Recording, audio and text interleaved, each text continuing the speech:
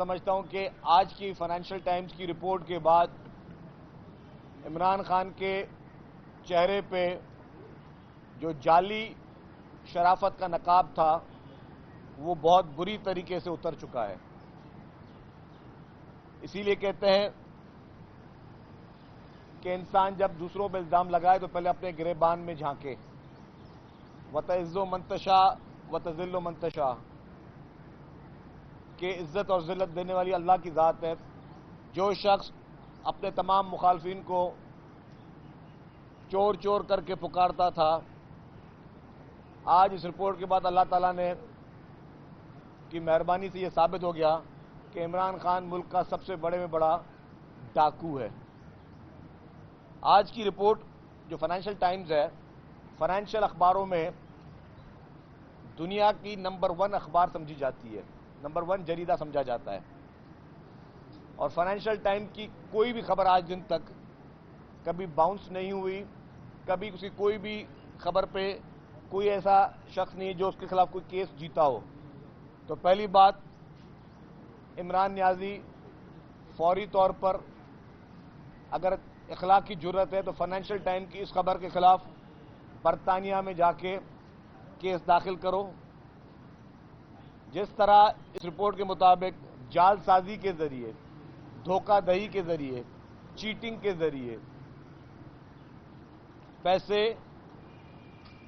P T I کے accounts میں آتے گئے اور پھر وہی پیسے ملک میں مختلف محاذوں پر خرچ کیے گئے، چاہے وہ عمران خان کی الیکشن کیمپینیں ہو، اس کے گھر کا کچن ہو، اس کے پورے خاندان کی پراپرٹیز کی پرچیزنگ ہو، یا تو پھر جو سوشل میڈیا پہ پیڈ قسم کے جو کیمپینیں چلانا ہو. یہ سارے اس فارن فنڈنگ سے عمل میں آئے. اس فارن فنڈنگ کے اس جریدے کی انفارمیشن کے بعد، جس میں منی ٹریل تک دی گئی ہے، فیڈرل گورنمنٹ کے پاس اگر چاہے تو آج بھی عمران خان کو گرفتار کر سکتی ہے. لیکن میں فیڈرل گورنمنٹ سے یہ مطالبہ کروں گا کہ فارن فنڈنگ کی جتنی رپورٹس اس وقت آ رہی ہیں، فوری طور پر عمران خان کا نام ایگزٹ کنٹرول لسٹ میں ڈالا جائے تاکہ یہ بہروپیہ شخص ملک سے فرار نہ ہو سکے. اور جو اس میں ابراج گروپ کے عارف نقوی کی جو رپورٹیں ہیں، آپ کو پتا ہونا چاہیے کہ عارف نقوی امریکہ میں منی لانڈرنگ میں مطلوب شخص ہے. میں تو اس چیز کے ذاتی طور پہ تانے بانے کہیں اور سے بھی ملا رہا ہوں کہ یہ عمران خان کا جو ڈرامہ تھا امریکن خط، کہیں یہ تو نہیں تھا، کیونکہ عمران خان کا تو پورے قصے کا پتہ تھا اور یہ بھی پتا ہے کہ عارف نقوی اس وقت گرفتار ہے، کہ کہیں امریکہ اسی کیس میں عمران خان کو نہ گرفتار کرے. اسی لیے ہی شاید یہ پورا پروپیگنڈا امریکہ کے خلاف چلایا جا رہا تھا، کیونکہ ایک شخص جو کہ منی لانڈرنگ میں انوالو ہے اور منی لانڈرنگ کے وہ پیسے، وہ 2 نمبری پیسے، وہ 2 نمبر طریقے سے کمائے ہوئے پیسے سارے پی ٹی آئی میں اور عمران خان کے اکاؤنٹس میں آئے ہیں. تو ظاہر ہے کیس کی کڑی جب ملائی جاتی ہے اور منی ٹریلز ملائی جاتی ہیں تو یہ بھی ہو سکتا ہے کہ امریکہ کسی وقت عمران خان کو گرفتار بھی کر لے. اور اسی لیے اس نے ایڈوانس میں سارا پروپیگنڈا جو ہے، کیونکہ اس کو پتا تھا کہ عارف نقوی آلریڈی گرفتار ہو چکا ہے، تو اس لیے پورا پروپیگنڈا کیا گیا ہو کہ وہ کم از کم امریکہ اس کو یہاں سے آ کے گرفتار نہ کرے یا پاکستان سے اس کی گرفتاری نہ مانگے. ایک تو اس کا یہ بھی ہو سکتا ہے نقطہ، جو کہ میری سمجھ میں ہے. یہ میں کسی انفارمیشن کے بیس پہ بات نہیں کر رہا، اپنی طرف سے جو بندہ کڑیاں ملاتا ہے تو اس حساب سے میں نے یہ اپنی ایک سوچ دی. دوسری بات یہ کہ جتنا پروپیگنڈا، اب اس رپورٹ کے بعد کوئی ایک بھی کلیریفیکیشن نہیں آئی پی ٹی آئی کی جانب سے. ویسے تو ان کی پوری بدتمیز بریگیڈ موجود ہوتی ہے جو ہر 2 منٹ کے بعد آ کے ہر چیز پہ آ کے جواب دیتی ہے. اس فائنینشل ٹائم کی رپورٹ کے بعد ایک بھی بیان اس کے حق میں یا مخالفت میں نہیں دیا انہوں نے. اور اگر اخلاقی جرت تو میں کہتا ہوں جا کے چیلنج کرو، برطانیہ کی کورٹ میں جا کے چیلنج کرو، ورنہ قوم کے سامنے مانو ہاں تم منی لانڈرنگ میں انوالو رہے ہو، تمہاری پوری فیملی منی لانڈرنگ میں انوالو ہوئی ہے. اور اس طرح کے فارن فنڈنگ کے پیسے صرف اور صرف پی ٹی آئی کے اکاؤنٹس میں نہیں آئے.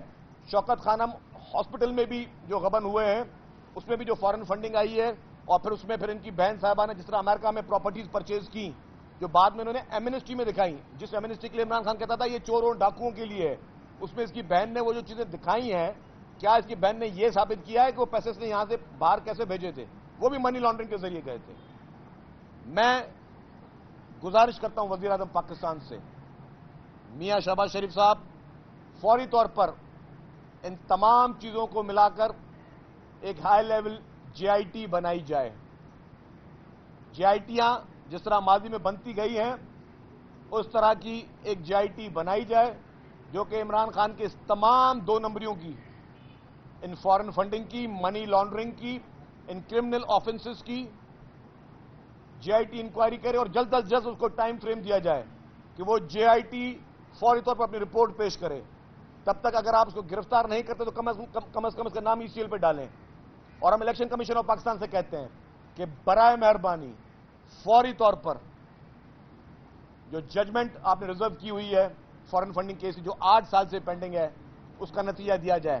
آج میں دیکھ رہا تھا پی ٹی آئی کے رہنما کیا بول رہے ہیں، جو ان کے ٹویٹس یا ان کی جو پریس کانفرنس وہ کیا کر رہے ہیں کہ جی پہلے پیپلز پارٹی اور نون لیگ کے بھی فیصلے سنائے جائیں پھر یہ فیصلہ اس کے ساتھ سنایا جائے۔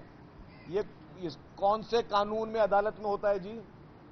کل کو پھر ہم بھی کھڑے ہو جائیں سپریم کورٹ میں، آج اگر میرا کوئی کیس لگا ہوا سپریم کورٹ میں، میں کہوں جی جو پہلے وہ 8 سال پرانا کیس پینڈنگ ہے پہلے وہ سنائیں آپ، 10 سال پہلے جو پرانا کیس ہے وہ سنائیں پھر میرا کیس سنائیں، یا میرے کیس سے جتنے بھی منسلک کیس ہے سب کو ایک ساتھ ججمنٹ دے۔ آج تک پاکستان کے قانون میں کسی نے سنا اس طرح کی کوئی چیز کہی ہوئی؟ کسی نے کوئی اس طرح کی بات کہتا ہے کہ سب کے کیسز ساتھ سنائے جائیں؟ یہ پی ٹی آئی آج بھی نہیں کہہ رہی کہ انہوں نے چوری نہیں کی، ڈاکہ نہیں ڈالا، یہ بولے جی دوسروں کے ہم تو ہوں گے خراب لیکن دوسرے بھی خراب ہوں گے۔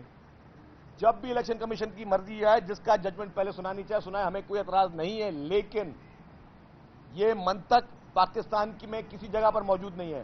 ورنہ آج میں کہہ سکتا ہوں کہ شہید ذوالفقار علی بھٹو صاحب کا جو ریفرنس پینڈنگ ہے سپریم کورٹ میں، جو کہ محترم آصف علی زرداری صاحب نے جب پریزیڈنٹ آف پاکستان تھے انہوں نے ریفرنس بھیجا تھا، جب ان کا ریفرنس پینڈنگ ہے کورٹ میں تو برائے مہربانی پہلے اس ریفرنس کا فیصلہ سنایا جائے اس کے بعد فیصلے سنائے جائیں۔ کیا یہ میں بات کہہ سکتا ہوں؟ ہماری اپیل تو ہمیشہ یہ رہی ہے، کیا کورٹ میرے کہنے پہ یہ بات مانے گی؟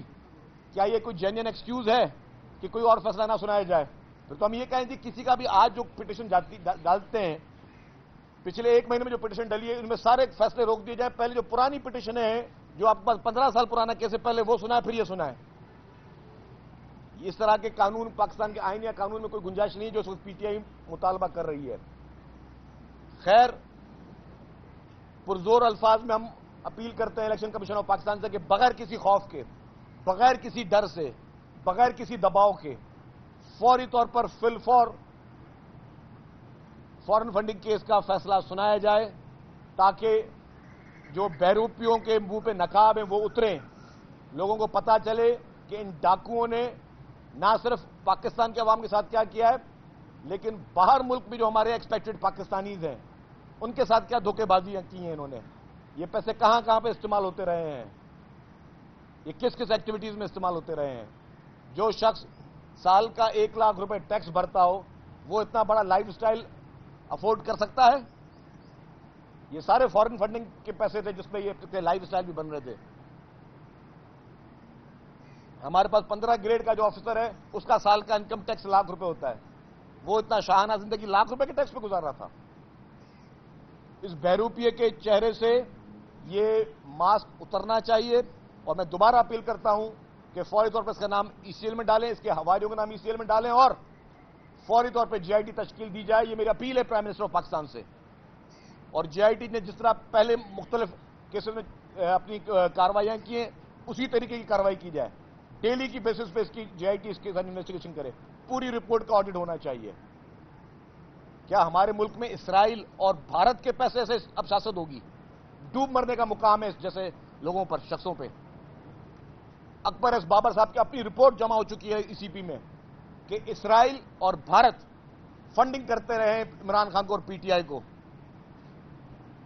اگر کیا یہ کسی اور جماعت کے اکاؤنٹ میں اسرائیل اور بھارت سے پیسے آتے تو اس وقت کیا اثر ہوتا؟ اسی لیے ہم کہتے ہیں اس ملک میں لاڈلا ازم کا فوری طور پر خاتمہ ہونا چاہیے۔ لاڈلا ازم ہمیں کسی بھی صورت میں قبول نہیں ہے۔ یہ نہیں ہو سکتا اس ملک میں کہ ایک جماعت کے لیے ایک قانون ہو اور دوسری جماعت کے لیے دوسرا قانون ہو. یہ ناانصافی مکمل طور پر بند ہونی چاہیے.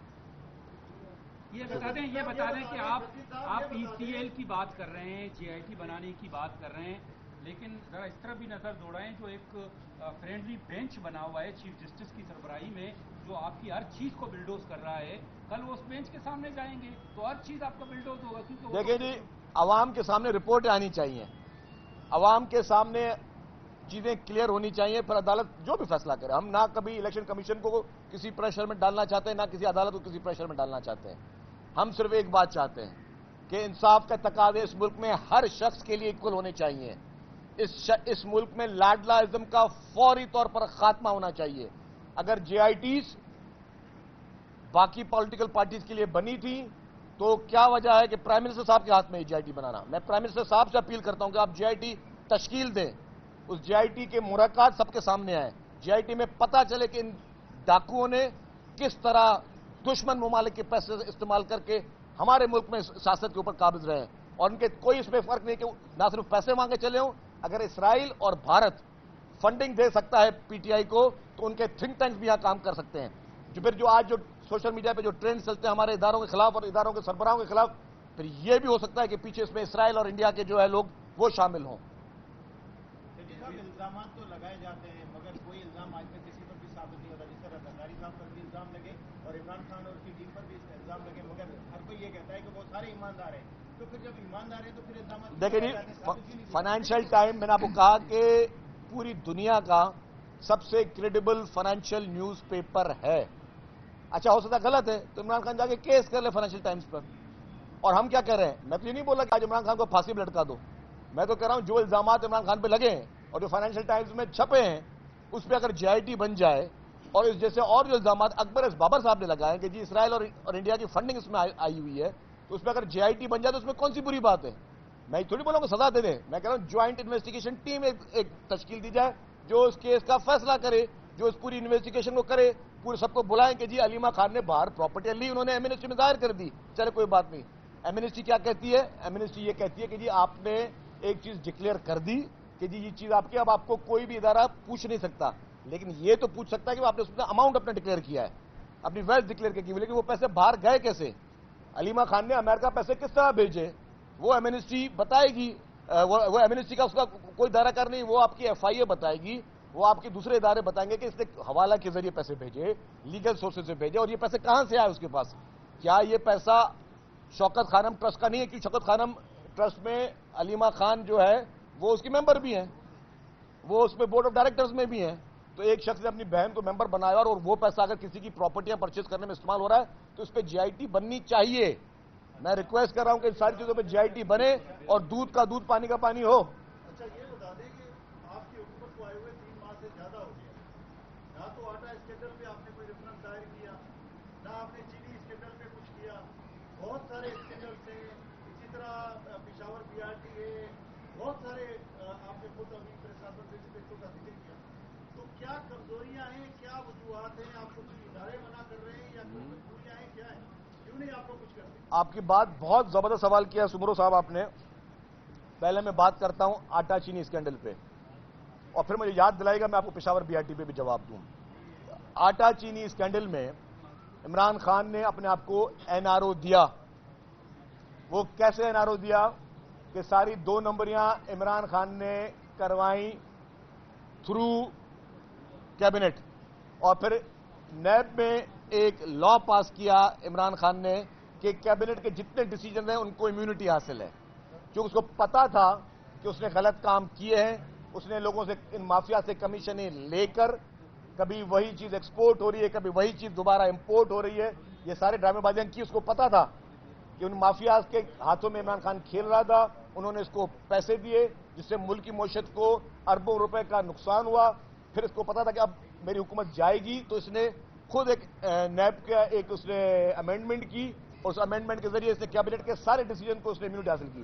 اب آپ کہتا دوسرا سوال بی آر ٹی والا اور ملم جبا. میں آپ کو ایک کہہ دوں جی, فیڈرل گورنمنٹ کو میں ایک اور ریکویسٹ کرتا ہوں, وفاقی حکومت کو, وزیر اعظم صاحب کو, وزیر داخلہ صاحب کو, وزیر قانون صاحب کو, کہ برائے مہربانی جو بڑے اسکیمز جو کہ اسٹے آرڈر کے پیچھے چھپے ہوئے ہیں آپ اس پہ انویسٹیگیشن کریں، آپ نیب کو بولے اس پہ تحقیقات کریں۔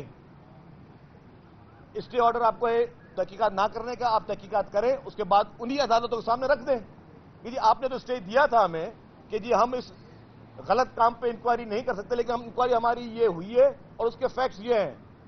اس بی آر ٹی کی انکوائری میں جو چیف منسٹر انسپیکشن ٹیم کی تھی اس نے کہہ چکے کہ 7 ارب روپے کے کک بیکس استعمال ہوئے ہیں، تو وہ چیزیں سب کے سامنے لائیں۔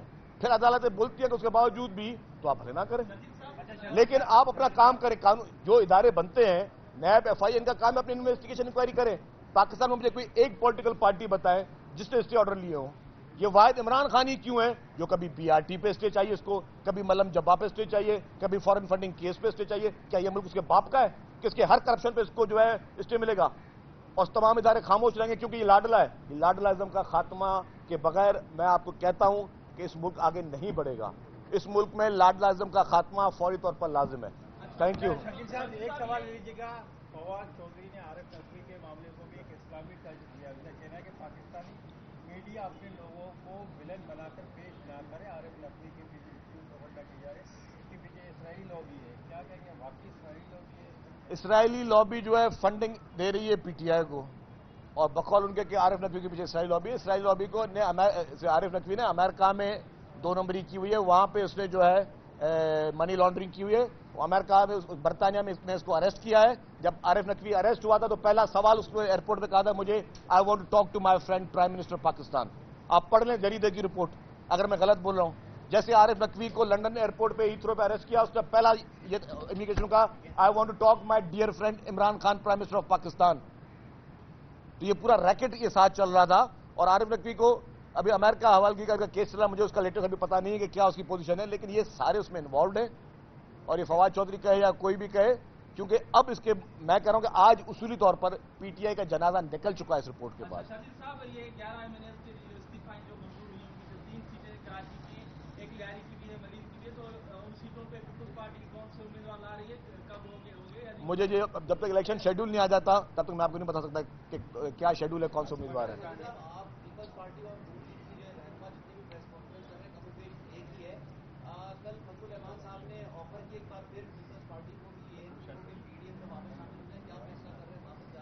آپ نے فضل الرحمان صاحب کی پریس کانفرنس سنی ہے؟ نہیں سنی آپ نے؟ انہوں نے یہ نہیں کہا، انہوں نے یہ کہا مولانا صاحب نے کہ جو ہمارا اگلا اجلاس ہوگا اس میں تمام حکومت جماعتوں کو دعوت دی جائے گی۔ ہاں وہ آپ سے کہا ہوگا، مجھے نہیں پتا۔ Thank you.